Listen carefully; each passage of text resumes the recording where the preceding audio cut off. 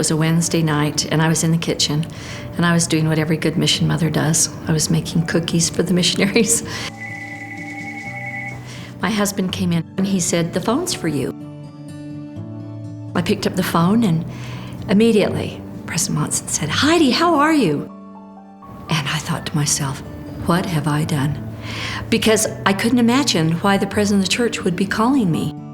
He said, "I've taken it to the Lord and I've prayed about it. And I want you to write my biography." And you know, the interesting thing is that for years I worked on curriculum committees to write manuals called Presidents of the Church. And I learned to recognize the power of a prophet through his words.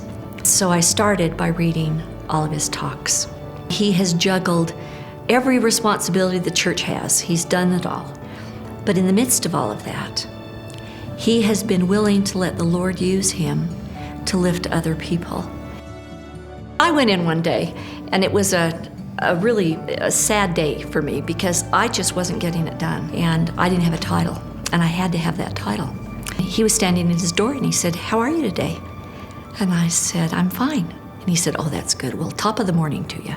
He walked into his office, he turned right around, and he came back, and he looked at me, and he lifted up his finger, and he went, "Come here." So I went into his office, and I sat down, and he said, "Let me try it this way, Heidi. What's going on? You don't seem to me to be fine." At which point I broke down and started to weep and just told him I was just staggered by the assignment of writing about a prophet of God and feeling the responsibility to do what the Lord would have done. He said, "Every day when I get up, I'm going to kneel down and I'm going to ask the Lord to help you. I'm going to pray for you by name, and you have the faith that will happen." I said, "I do." Well, it was only a couple of days. I was sitting one night with my husband, and we were going over the list of all of the titles that I had come up with for this book that wasn't coming together. And all of a sudden into my mind came, the name of the book is To the Rescue. And then I started to cry because I knew where that came from. And I knew that that was a result of prayer. I think when he says to the rescue, it's not just the person that needs to be rescued, it's the rescuer too. Because we make that connection with the Lord, and we're his hands, and we're never the same again.